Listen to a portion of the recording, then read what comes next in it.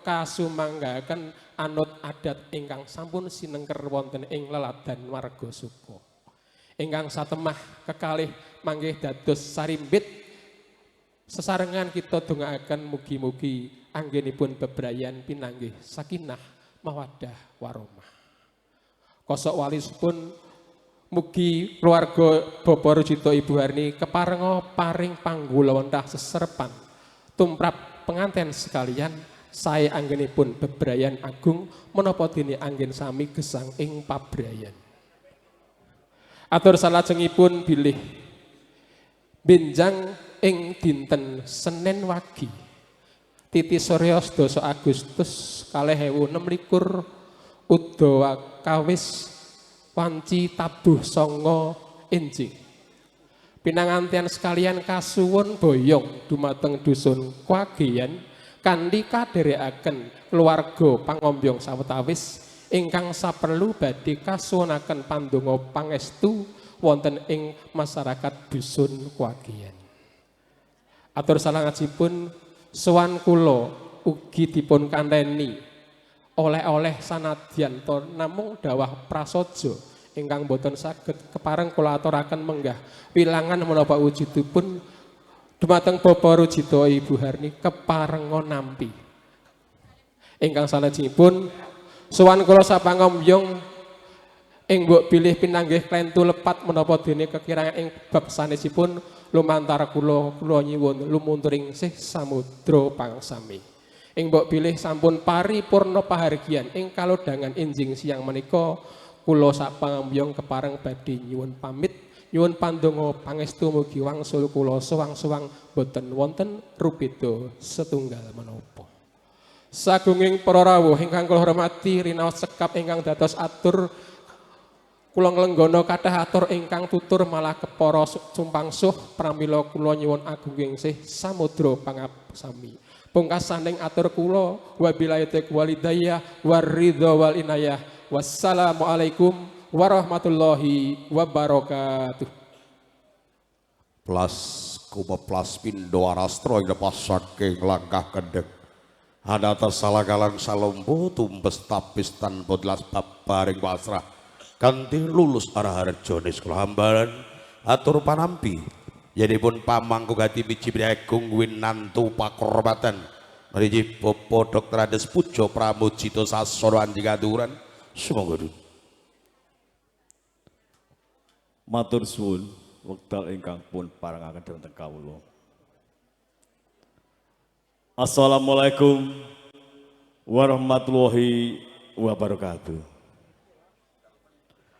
Katentreman kabagashwarasa injih saking sipun Gusti Allah Subhanahu wa taala. Mugi kaji wulan kasira dumateng panjenengan kala sami. Nuwun kala nuwun. Wonten kersanipun para pepunden, para sepuh, pini sepuh, dahaji sepuh ingkang sedaya tansah kita hormati. Ngasanipun para alim, para ulama. Bapak Kiai langkung wonten ngasanipun Bapak Kiai Abah Nur Kanani Ahmad.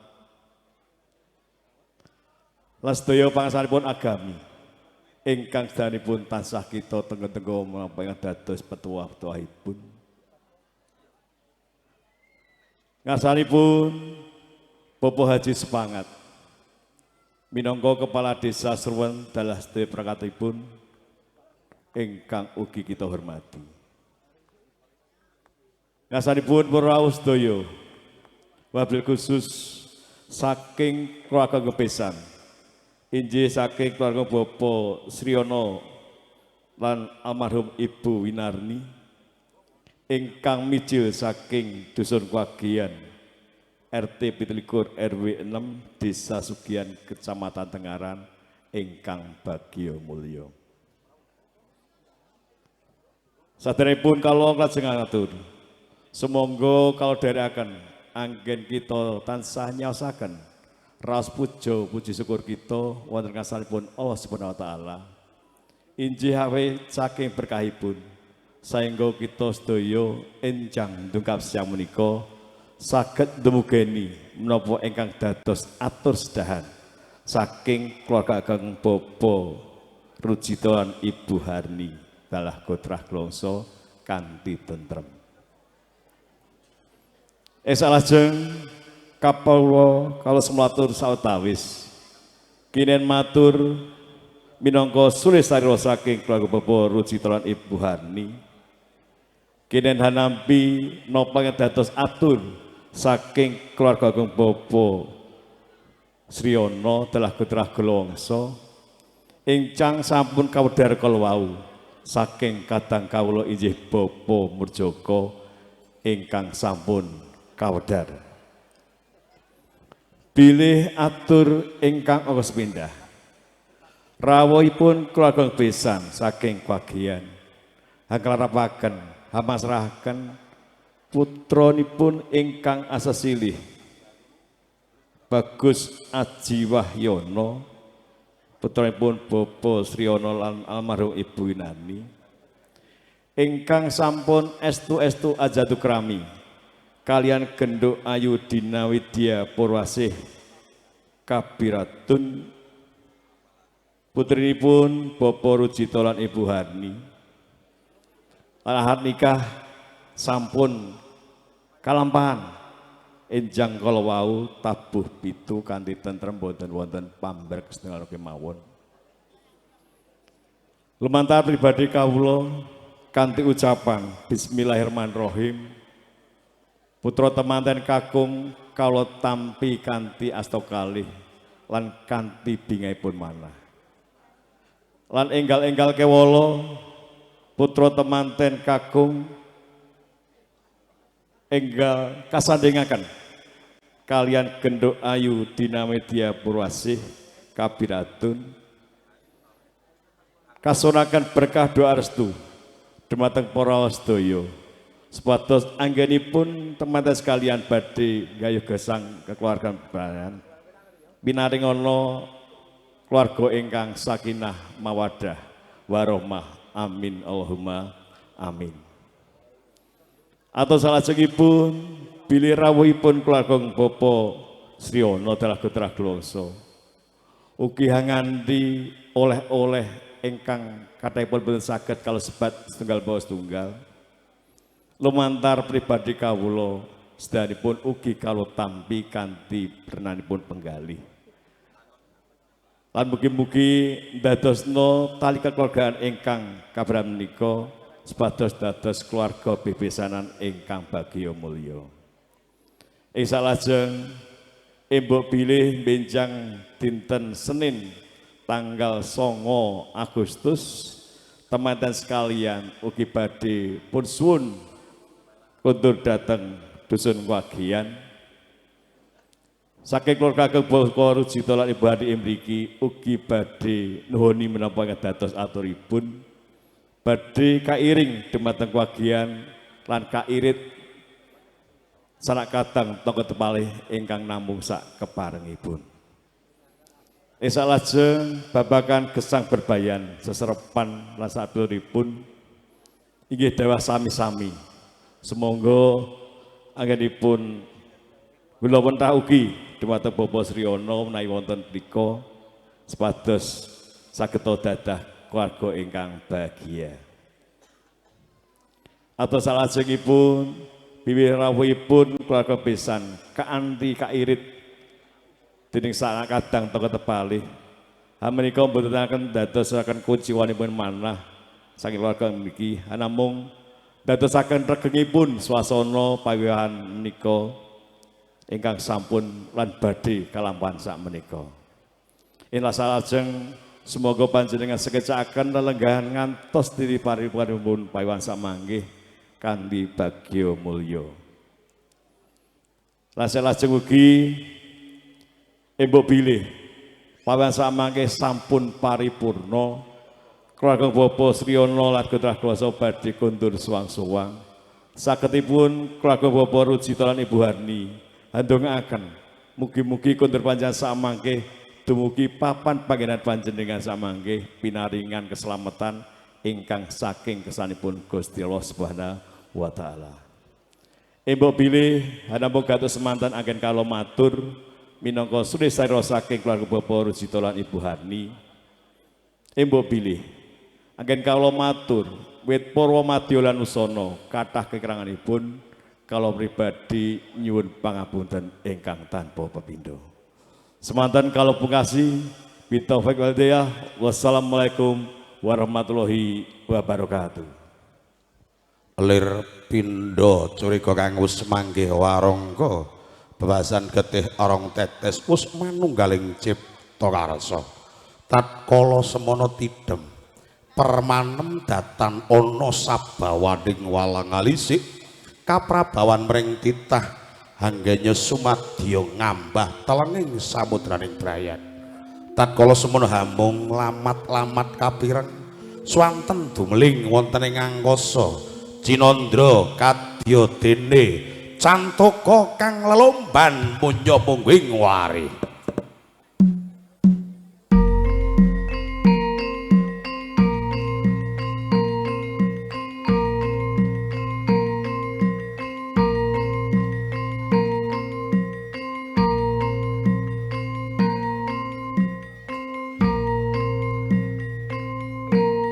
Lon-lonan den nylumampah pindha kinanten pangembaning areng Sang Rinaja Putri tumuju wonten ing papan seketeng kang ginarba ing Sumbaga.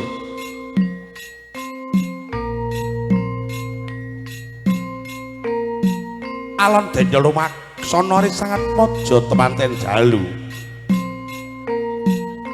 saya caket denya lumaksana tempuh ing catur pararsuryan babar manunggaling rasa kang hanjlok telenging kalbu dadi sarana dumadining katresnan kang sejati katon kumambang kambang sekar adi pancawarna winadaning bokor kencana carupur marang tirta suci beboreh kang warna seta binalangan gantal kumlawi astane dumadi saking suruh tinangsulan lawe wenang sinebat gondang kasih kalawan gondang tutur sanajan klumah kalawan korpe beda lamun ginigit nunggal rasa senajan to jalu kalawan wanudya kang wis nyawiji hanggadang tumurning wahyu jatmika jati ya kang aran Wahyu Palakrama setiti kebak pangati-ati pujangga winisuda kapandekan saking Sanggaryas Retyasasa kang mijil saking Kitha Goro Bandungan sumujud hangabekti kinarya pratandha bilih ari sangat pojo temanten jalu ing benjang kang kinarya saka guruning Bale Wisma ingkang bakal ngayomi miwah ngayomi dhateng ingkang garwa mrepeki kanang Antiga tinapak padha piarsakala Antiga kang dumadi saking kalih perkawis pakartining jalu kalawan wanudya kang wis kepareng nyawiji ambabar tumurning wiji dadi wahyu suci pepareng dalem Gusti kang murbengdan ngranu padha hamba sampran ngruwat sawring Sukerta Birat sawring direga murih kekalih anggenya tumapak ngancik alaming brayan pikantuk andha pancatan gayuh kabejan kamulyan kawiryan miwah kawidadan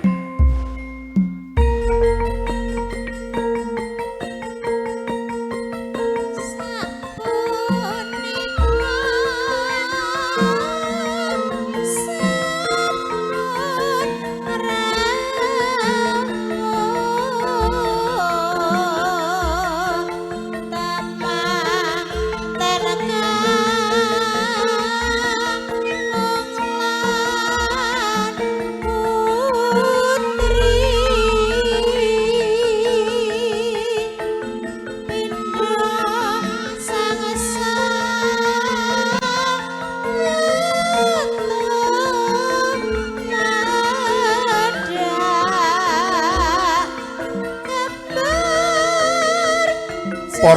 ning gati angkranu padha kekalih ya jinajaran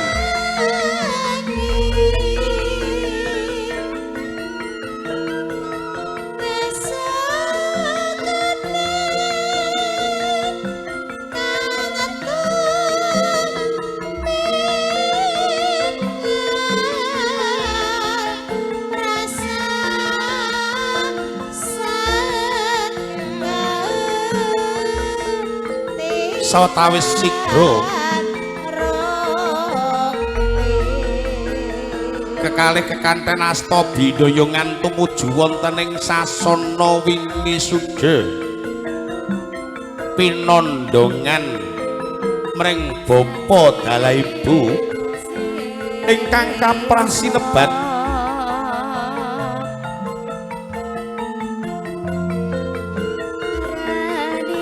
lumaksana langka pradak sina sindur binayang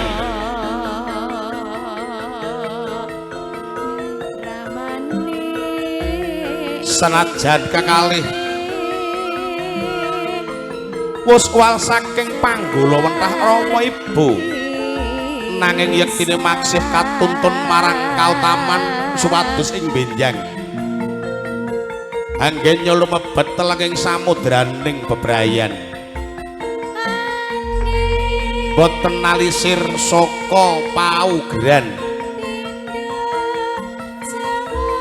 satemah bisa dadi panuntuning satriya tama ingkang bakal bisa amemayu hayuning bawana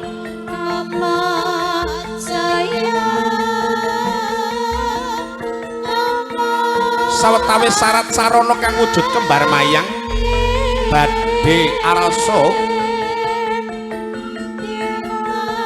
kalenggaken jinajaran kinarya syarat sarana jumenengan wisudan mrestuti ujaring para winasis ingkang wis kepareng jinempana ing samirana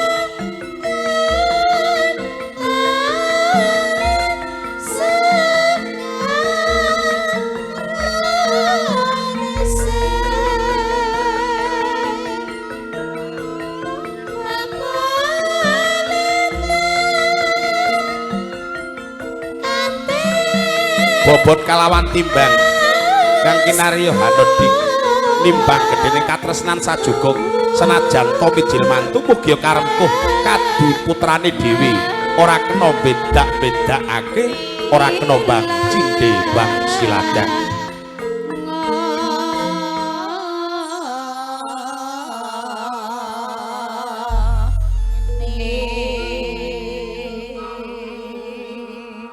sawetawis sampunipun jumenengan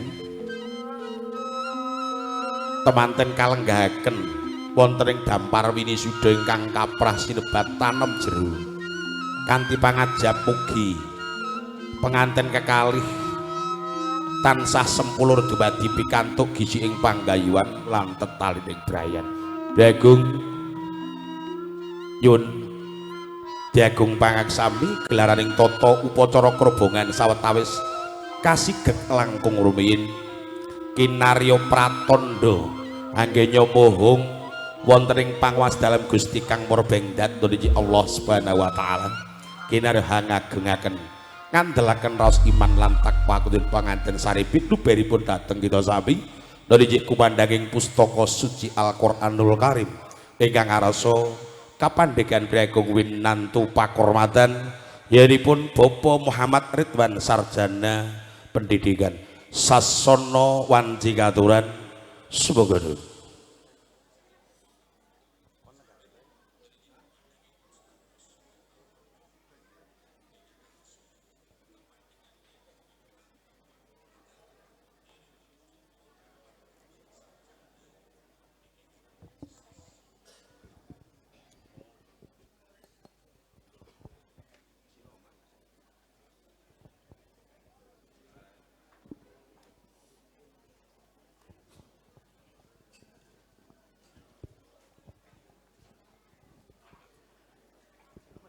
Assalamualaikum warahmatullahi wabarakatuh.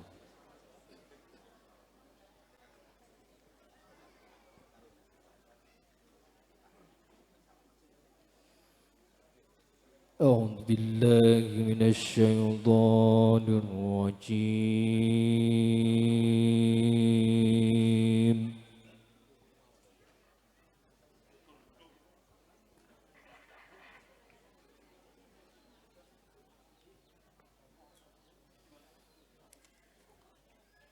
بسم الله الرحمن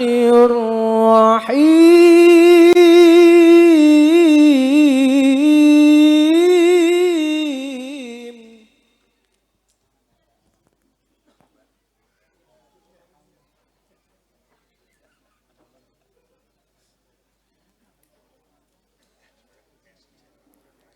يا أيها الناس اتقوا ربكم الذي خلقكم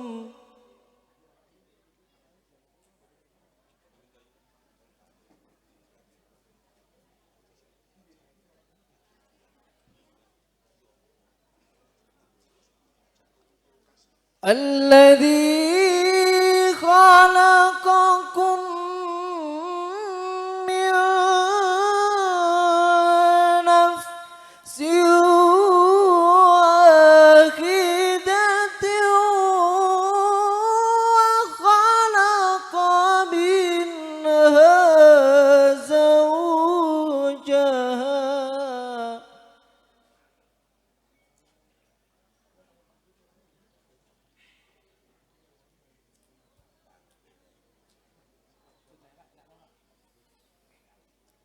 وخلق منها زوجها وبث منهما رجالا كثيرا ونساء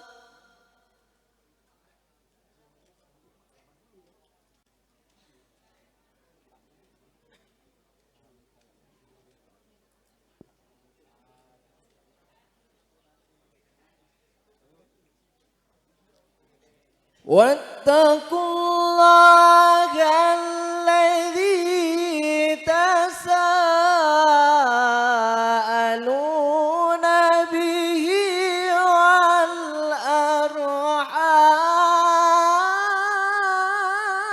والأرحام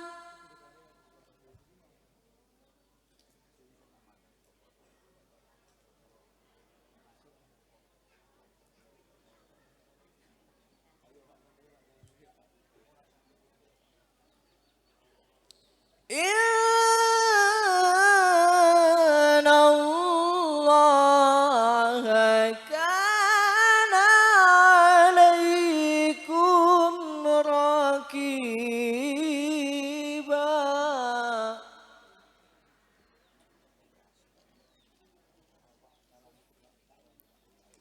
بسم الله الرحمن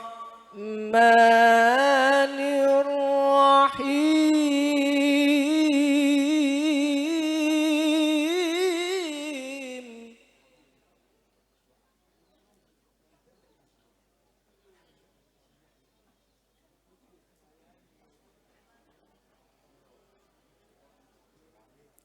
ومن آياته أن خلق لكم من أنفسكم أزواجا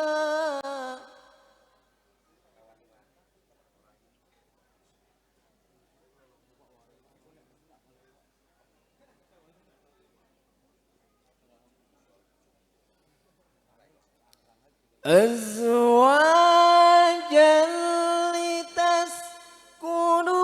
لتسكنوا إليها وجعل بينكم مودة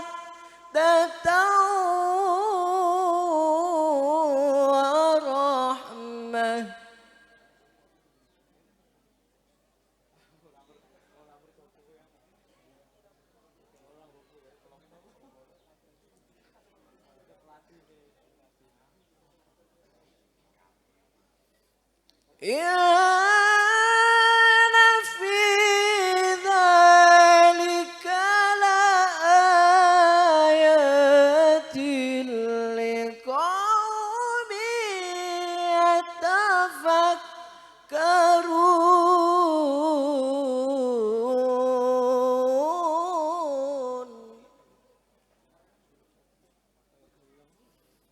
إن في ذلك لآيات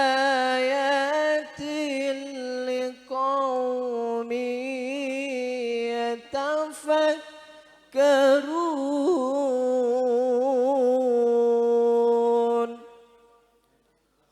صدق الله العظيم.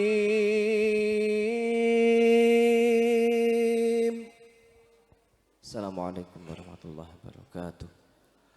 Sanajan wus paripurna kumandhanging pustaka suci nanging lamat-lamat maksih kapireng swanten dumling wonten ing angkasa mugi kinarya pratandha katarima panyuwune mring Gusti. Gusti tansah ambabar nugraha suci tumanem ingkang darbe katiluber dhateng para lenggah kakung Sumawana putri mugi tansah winantu basuki ingkang kaesti. Bapak Ibu sawetawis gelaraning tata adicara kepareng swanipun para kanca-kanca sinama krida dharma ingkang saperlu arsa ajawat asta dhateng pinargya neras paring tandha kurmat swagata boga tirta. Mila nyuwun gungen Bapak Ibu dalah temanten saripit kasuwun jumeneng ing sakmangke arsa swanipun para kanca-kanca sinama krida dharma ingkang badhe lumarap ngabiyantara wis kepareng arasa bergoda barisaning para kaswa kanthi kepareng arasa tandang karya gugur gunung Danyelwaksana.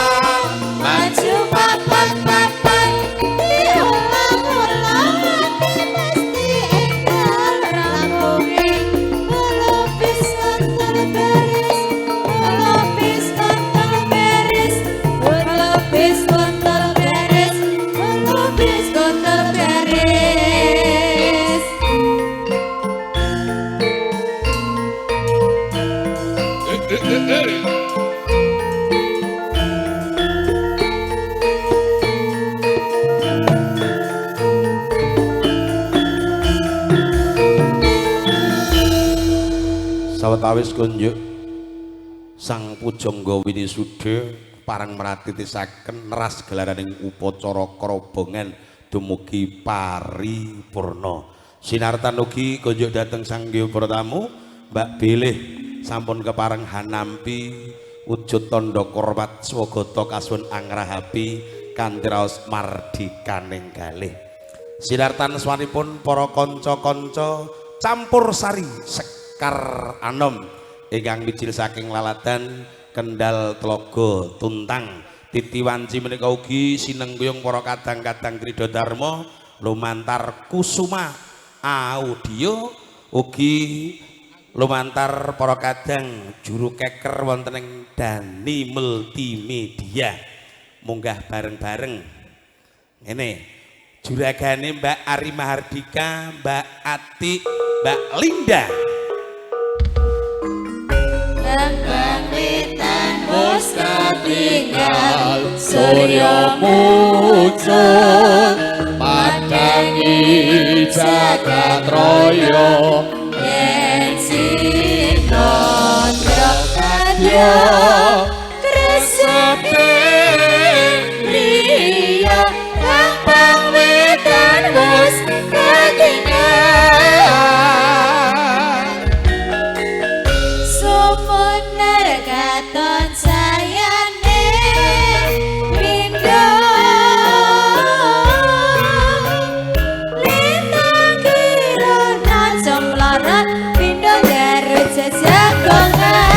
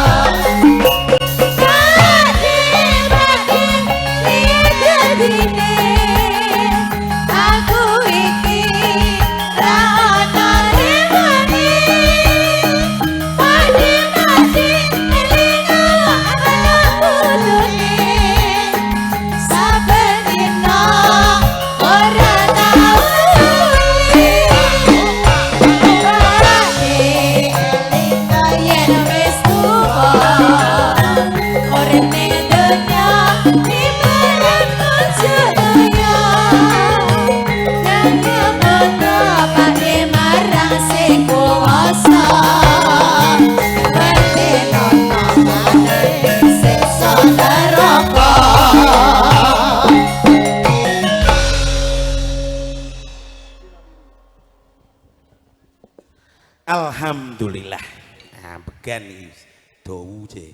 Ket mang iki wis wayahe gara-gara genging panuwun tanpa winates ingkang sepisan kagem kakang kula Kang Mas Yadi dhewe sak rombongan iso sowan ngersanipun Bapak Rojito. Wah, jan isih kelingan karo adi-adi kene iki. Waduh kono tang kene lumantar beliau. Nah iki iso. Wah, dasar iki yo wah ora ngerti iki. Leh, iki Mas sapa iki sing nglukis iki, Mas? Asmane sinten jenengan? Mas Arifin. Wih, jantenan. Pak, jenengan mangke meneh badhe nglukisake kagem dokumentasi lho. Iki durung dadi wis ketok wis jan kaya tenan kae. Wis kaya urip. Nek lukisane urip mlaku dhewe boros-boros ya. Nggih, menika sinambi tangrapi tondo kormat linangkung suwaripun para kanca sekaranom. Ki Mbak Yuku sing wis rada sakwetara suwe ora tau pethuk karang ya wis mulya. Oh iya. Ibu Hajah. Wis Ibu Hajah. Kok uncal-uncalan kene ngacungi kono ngacungi kene. Ora ana sing ngacungi dhuwur. Ki sapa sik Mbak Eri? Iki Juragan mangke mboten ana. Oh iya, Mbak Ati, tak merdekake sik kowe. Kene Mbak Ati.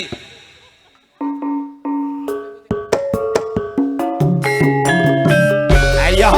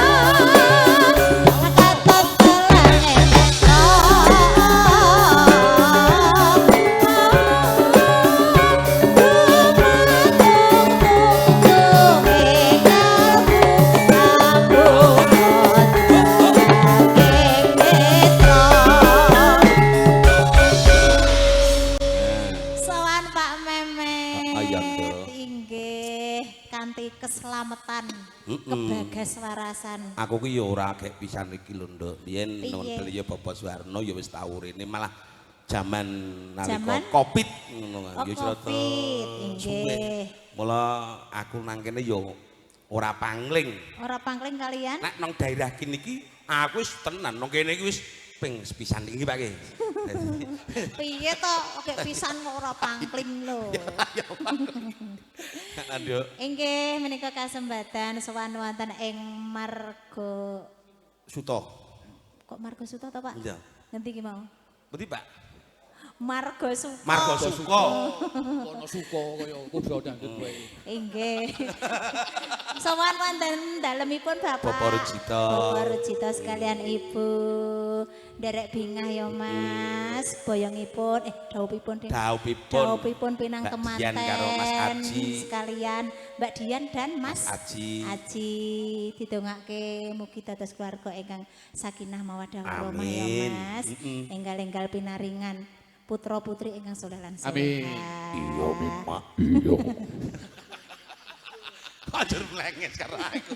Oh ngene iki ya omong-omongan lak ya koyo pedalangan to. Iya, ngono to. Lah ya awak dhewe iki di bawah asuhan dari Bapak Ki Suyadi Muda Carita. Oh, keke nganggo ana Muda Caritane to? Heeh. Ki Suyadi Muda. Lho kapan tuwane nek muda. Ya ken kok lah memang ngono asmane. Ya Pak Dalang kek garwane ya segir kaya ngono. Segir. Mbak Ari ki ya awet kuwi ket jaman nom biyen ya karo aku cek cilik-cilik saiki teko awet semono ya. Awet sakmono. Awet piye? Ya maksudnya iki ora tua-tua. Ya. Ayo Nduk iki Nggih. nganggo pinaringan apa ki? Dari atur panglipur sesarengan campur sari Sekar Anom. Karere kok rada sempit. Karo mlaku-mlaku ya, Mas. Nah, bapak-bapake kene rono-rono ibu-ibu. Nggih. Diaturi jineman mari kangen. Jineman mari kangen. Monggo Mas Edi Condro. Sapa? Mas Edi Condro. Oh, Mas Edi Condro.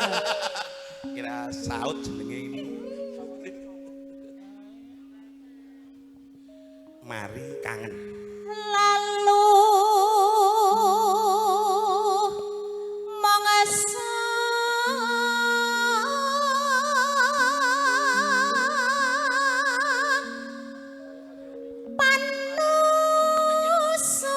panusuling magut magut magut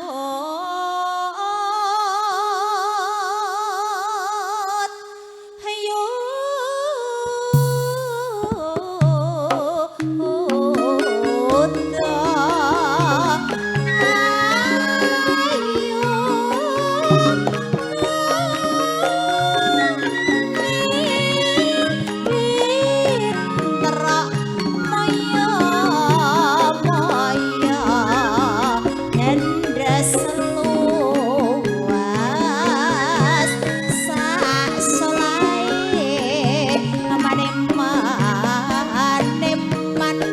was kasepo dasar tajam polatane lolelo lelo was kasepo nenes nenes bicarane was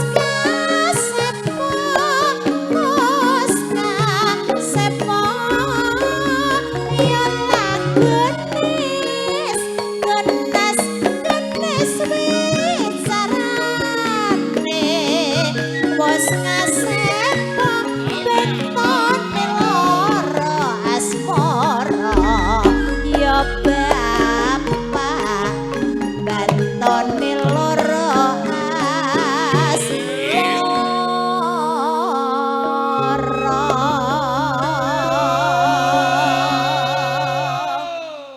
Lah, tenan to? Jan gayeng kironge Iya, iya. Iya, Mak. mikul sukati antolan senengi banget ra bisa kumpul janjine mas janjine aja belanjani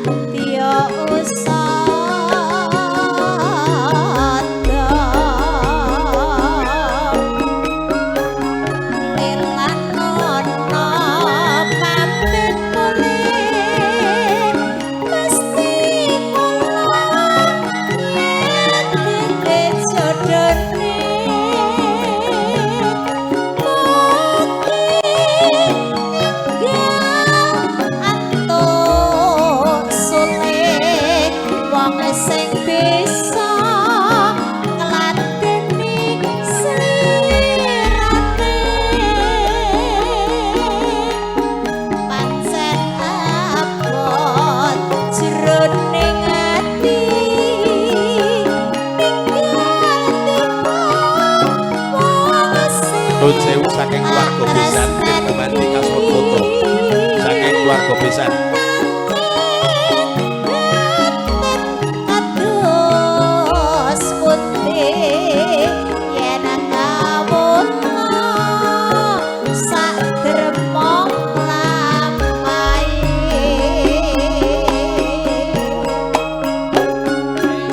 mong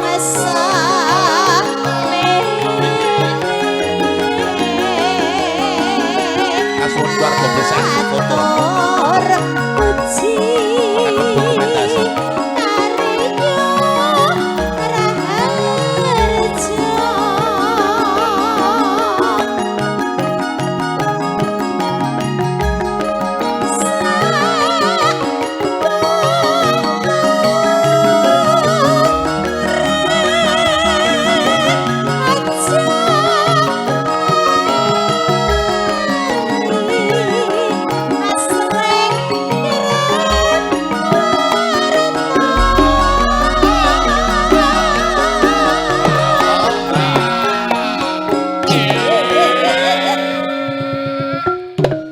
Sekilat info Bandi. Mereka nyuwun sewu saking keluarga besan. Menika lirik gumanti kasuwun foto sesarengan kinarya dokumentasi saderengipun temanten Sarimpit badhe rucat busana mekaten. Lanjut Mbak Yu. Lanjut. Eman ning ketika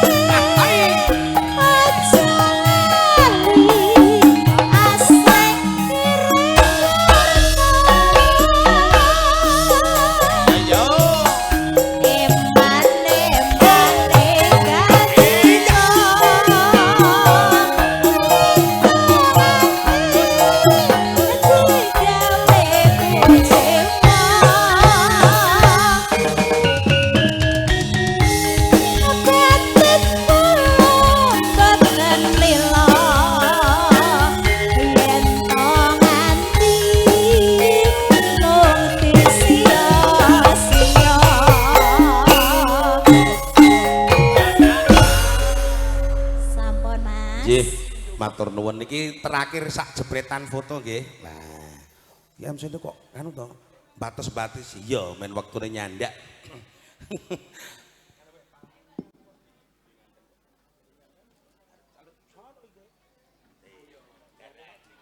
Mbak Ari kirap, sampean karo ngirap ya karo biasane kan lho. Sampean borong karo cucuk lampah ya. Alah engko aku tak urusan kuwi beres. Tak jalukke ki dalan.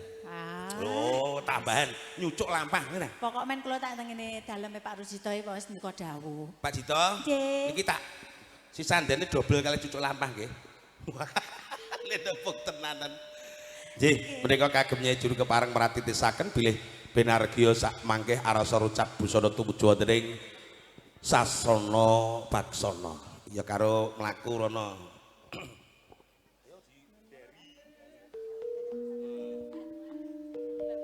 Pamintaku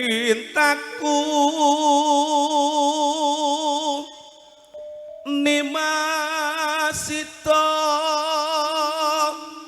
asih atot runtut tansah heruntungan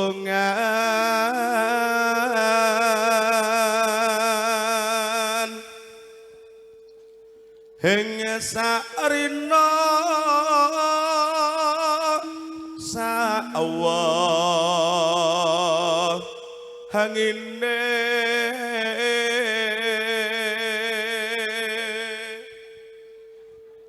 datan kinggang sarapot lamun ato caketing hati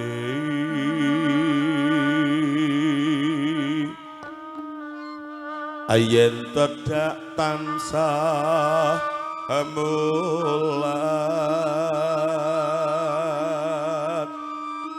sito asih tuhu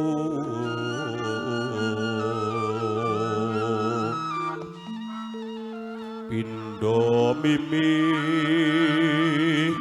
halan mintono ayo nimas pareng ana tepi wajib sito asepa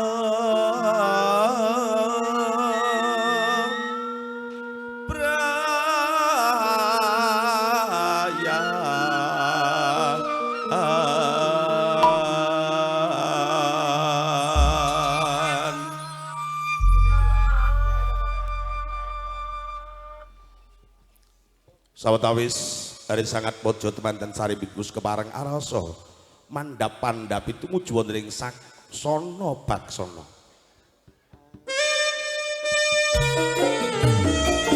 kalih lumaksana sinambi lagon jengari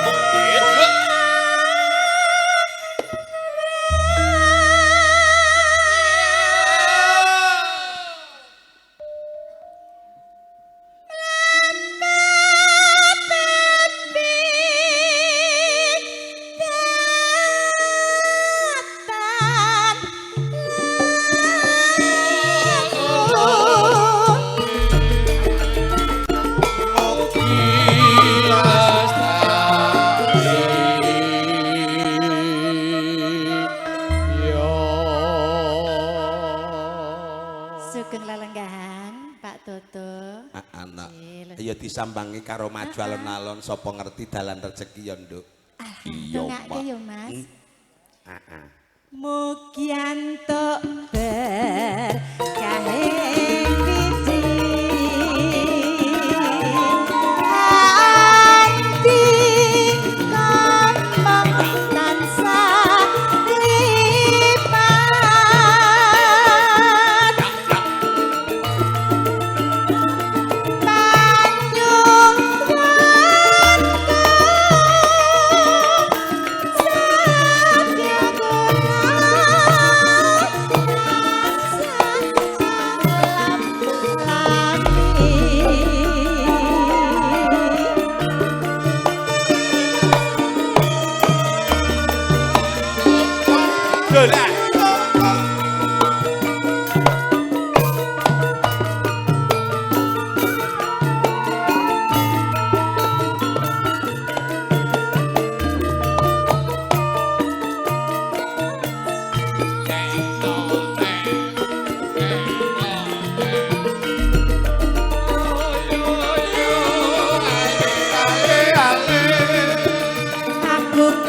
setya satu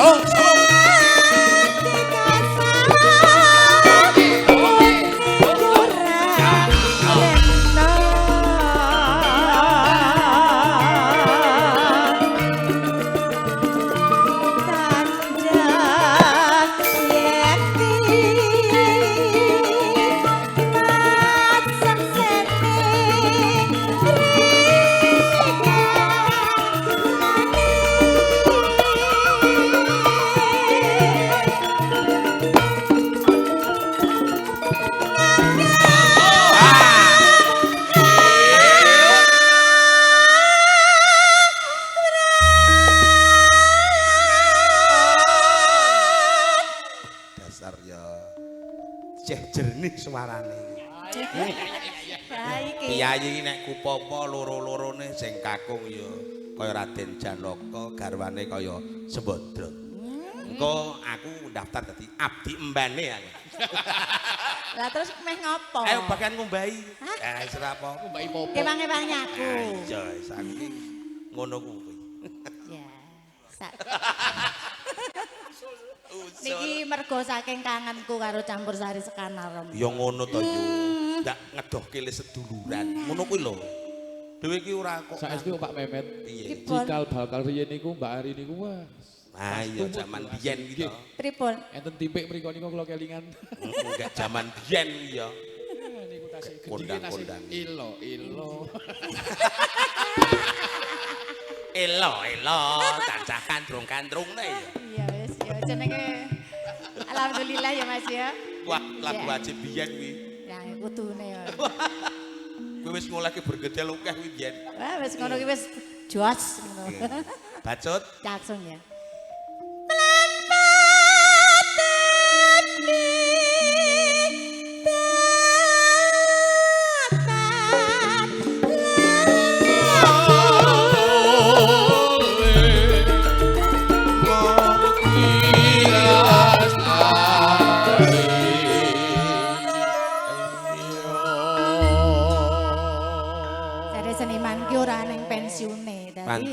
Yo sak titahe ngono wae Mas. Yo gumantung, Nduk. Nek pancen isih nguri lan ngudi. Ya. Insyaallah ya isih tetep bako. Iya, nggih. Aku ke Mas. zaman Mbah Mantos lagune aku pertama kali iki. Apa Mas biyen? Emut eling emut raos pentil tasih pelem rada kecut. Sik to. Eh? Raos apa mau? Raos pentil tasih pelem. Apa kuwalik po? Sing bener piye? Raos pelem. Wah wis biasa nek pelem. Lah kok bener. Kuwalik ya. Ya terus. Mugianto berkae biji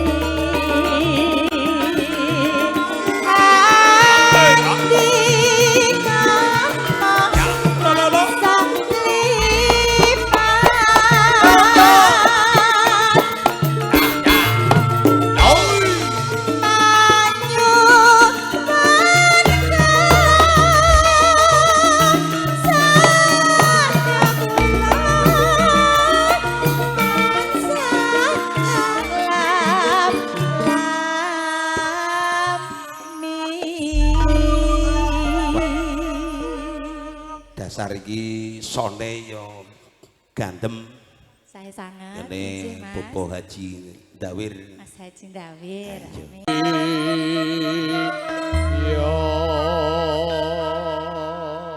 Sugeng lelenggahan Pak Toto. Anak ya disambangi karo maju alon-alon sapa ngerti dalan rezeki ya nduk. Dongake yo Mas. Heeh. Mugianto berkahe biji ati kembang tansah lipat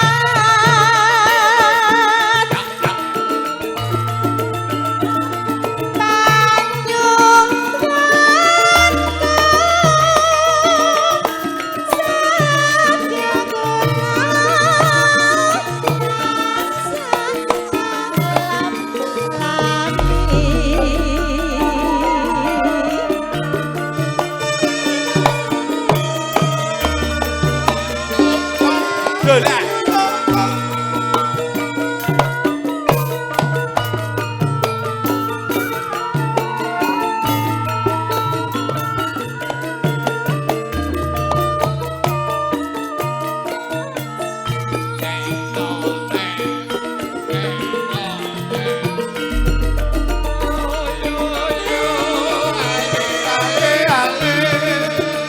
aku kang setya satu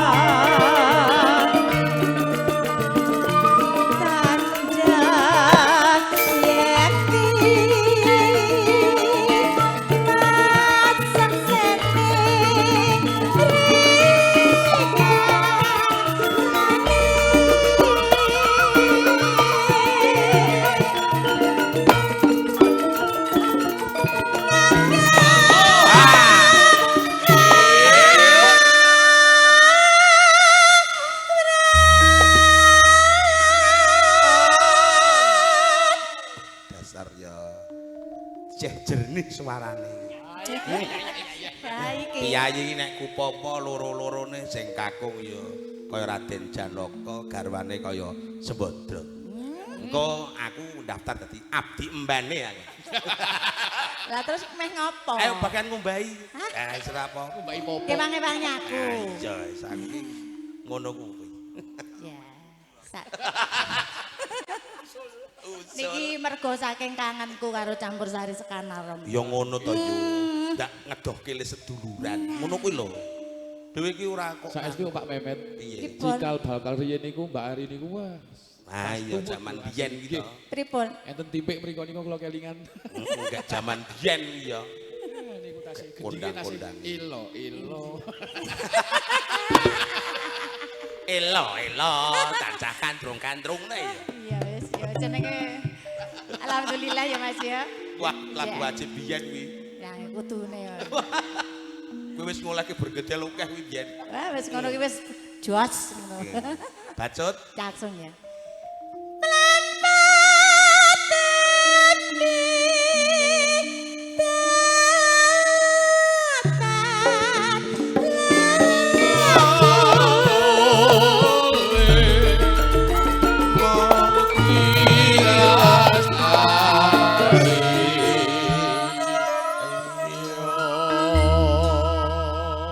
Jadi seniman ki ora neng pensiune, dadi Pancen, yo yo. sak titahe ngono wae Mas. Ya gumantung, Nduk. Nek pancen isih nguri lan ngudi, Ya. insyaallah ya isih tetep bako. Iya, nggih. Aku ke Mas. zaman Mbah Mantos lagune aku pertama kali ki. Apa Mas biyen? Emut eling emut raos pentil tasih pelem rada kecut. Sik to. Eh, Raos apa mau? raos pentil tasih pelem. Apa kuwalik po? Kleru. Sing bener piye? Raos pelem. Wah wis biasa nek pelem iki. Lho kok premen. Kuwalik ya. Ya terus. Mugi antuk berkahe biji.